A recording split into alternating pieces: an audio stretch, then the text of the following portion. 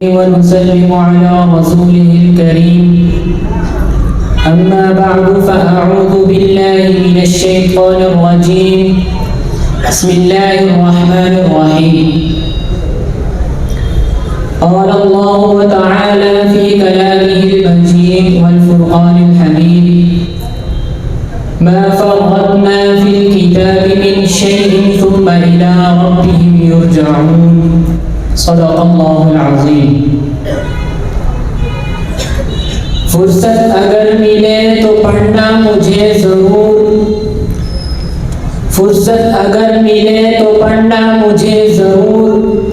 میں تمہاری الجھنوں کا مکمل جواب ہوں۔ مہمانان گرامی، میرے اساتذہ اکرام اور میرے ہم مکتب ساتھیوں، السلام علیکم ورحمۃ اللہ وبرکاتہ۔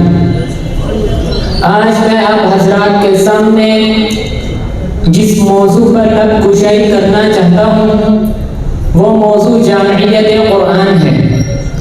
سامعین محترم، دنیا میں مختلف قسم کی کتابیں پائی جاتی ہیں،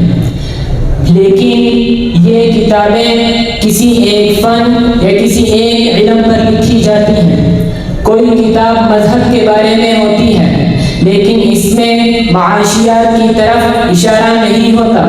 کوئی کتاب معاشیات کے بارے میں ہوتی ہے لیکن اس میں نفسیات کا تذکرہ نہیں ہوتا،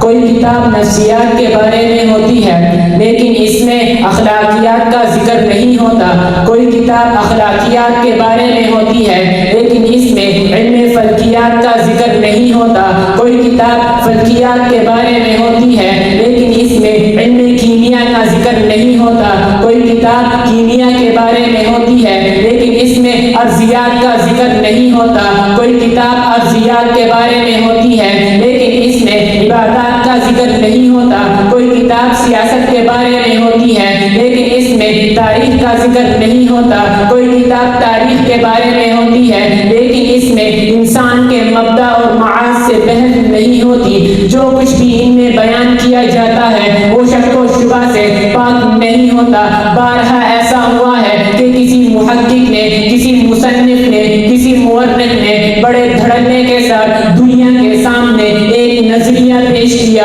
پھر کچھ ہی عرصہ گزر جانے کے بعد کسی دوسرے اہل علم نے اس کے اس نظریے کو اپنے دلائل کے ساتھ غلط ثابت کر دیا۔ لیکن آئیے میں آپ کا تعارف ایک ایسی کتاب سے کروانا چاہتا ہوں جس کا ہر لفظ محفوظ ہے، جس میں ہر بات پکی ہے، جس کا ہر پیش کردہ نظریہ شک و شبہ سے پاک ہے، جس میں قصص بھی ہے، تاریخ بھی ہے، علم وعظ بھی ہے، علم خطابت بھی ہے، علم میراث بھی ہے، علم مواقعیت بھی ہے، علم بیان بھی ہے، علم بدیع بھی ہے، علم معانی بھی ہے، نحو اور صرف بھی ہے، تجوید اور قرات بھی ہے، علم اصول اور کلام بھی ہے۔ تحقیق کرنے والوں نے اس کتاب میں سائنس اور طب، کیمیا اور نجوم کے اصول تلاش کیے ہیں، غور و فکر کرنے والوں نے اس کتاب میں ارضیات اور فلکیات کے علوم اخذ کیے ہیں۔ حقیقت میں یہ قرآن ہر ایسے فن اور علوم کی نشاندہی کرتا ہے جس پر انسان کی زندگی کا انحصار ہو سکتا ہے۔ جتنی بھی آسمانی اور غیر آسمانی کتابیں ہیں ان میں اتنے علوم بیان نہیں کیے گئے جتنے اس قرآن میں بیان کیے گئے ہیں۔ انسانوں کا مرتب کردہ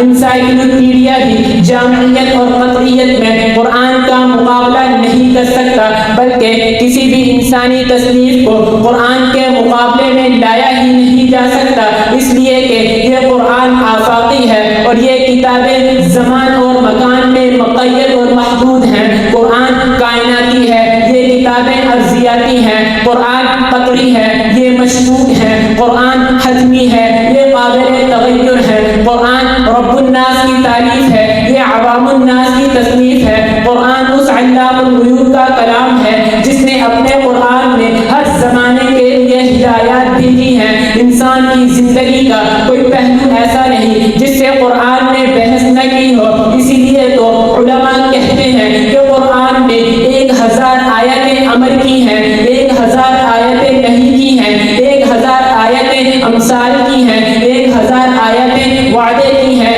1000 آیتیں قصص کی ہیں، 250 آیتیں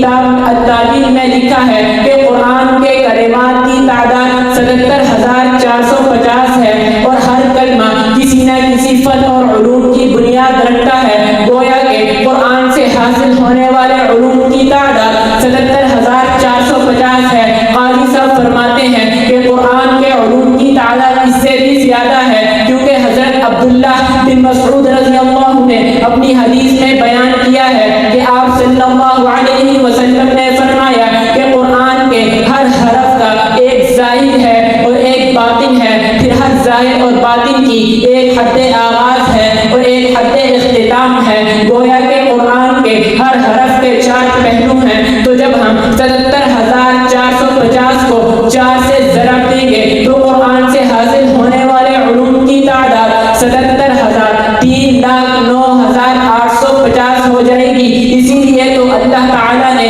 اپنے قرآن میں یہ دعویٰ کیا ہے کہ کائنات میں کوئی خشک اور تر چیز ایسی نہیں جس کا ذکر اس قرآن میں موجود نہ ہو۔ یہ الگ بات ہے کہ ہماری آنکھوں پر جہالت کا پردہ پڑنے کی وجہ سے ہمیں یہ دکھائی نہیں دیتے وہ لوگ جو گناہوں کو چھوڑ کر اپنی سینوں کو معارفت سے چمکا لیتے ہیں۔ جن لوگوں کو نور بصیرت حاصل ہو جاتا ہے ان لوگوں کو قرآن کے ہر لفظ کے معانی میں دریائے موزن دکھائی دیتے ہیں۔